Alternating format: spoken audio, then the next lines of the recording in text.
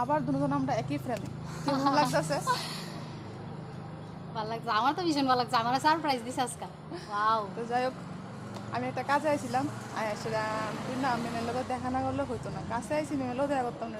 আর ma'am আমার আজকে একটা প্রমিস করে গেছে, আজকে বলে আমার বলে স্কুটি চালানো শিখাইবো। হ্যাঁ অবশ্যই শিখাম। একদিন তুমি আর আমি রেস লাগাবো। ওয়াও।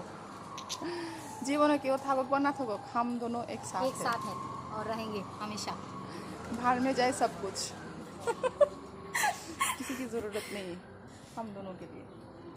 যাইতেছে ম্যাডাম অনেক তো আমরা এতক্ষণ ধরে অনেক গল্প করছি, তো এই লেগে মানে কোনো ভিডিও টিডিও করানোর টাইম পেয়েছি না, এই লেগে ছোট্ট একটা ভিডিও তোমরা লোকে শেয়ার করি যাতে তোমরাও বুঝো যে আমরা কীটা করতেছি।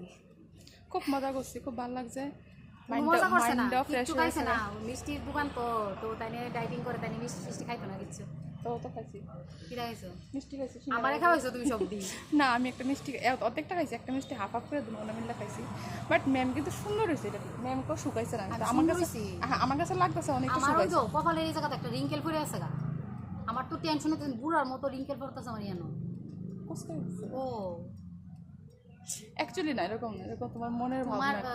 তোমার চিন্তা চিন্তা আমি মনে যেতেছি। আজকে যে আমার একটা কমেন্ট করছে, মানে একটা মেসেজ করছে হোয়াটসঅ্যাপে, টিক্কাতে আমি মেরা দিল গার্ডেন গার্ডেন হবে। আমার এই মেসেজে তো ওরা কামাল করে দিছে, তাহলে তো ডিলিট করবো আমি। আমার যে সুন্দর একটা মেসেজ করছে আজকে, টিক্কা সেটা আমি তো মেরা দিল গার্ডেন গার্ডেন হবে, দৌড় কে আগে দৌড় কে আগে।